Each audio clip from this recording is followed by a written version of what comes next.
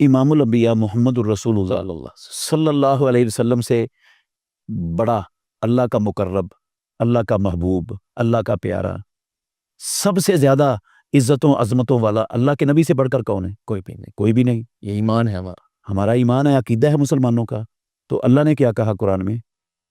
اے محمد الرسول اللہ صلی اللہ علیہ وسلم کل کہہ دیجئے، 188 نمبر آیت ہے سورہ اعراف کی، لا املک لنفسی نفعا ولا ضرا الا ما شاء اللہ۔ میں، او کائنات کے لوگوں، میں اللہ کا آخری نبی، خاتم النبیین، سید الاولین والآخرین، امام الانبیاء والمرسلین، شافع محشر، میں اپنی جان کے بھی نفع اور نقصان کا مالک نہیں ہوں۔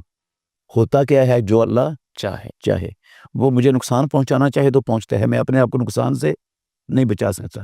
وہ مجھے نفع پہنچانا چاہے تو پہنچتا ہے، اگر وہ نہ چاہے تو میں اپنے آپ کو نفع نہیں پہنچا سکتا۔ تو جب رسول اللہ صلی اللہ علیہ وسلم اپنی جان کے نفع نقصان کا اختیار نہیں رکھتے تو اللہ نے اور کسی ہستی کو کسی کے نفع نقصان کا اختیار کیسے دے دیا؟ آپ اس کو رزق دے دو، آپ اس کو اولاد دے دو، آپ اس کی بیماری دور کر دو، آپ اس کو حکومت دے دو، آپ اس کی پریشانی اور اس کا قرض اتار دو، یہ اتار دو، یہ اختیار کیسے مل گیا کسی کو؟ کوئی رسول اللہ صلی اللہ علیہ وسلم سے بھی بڑھ کر رب کا پیارا پیدا ہو گیا دنیا میں؟ نہیں۔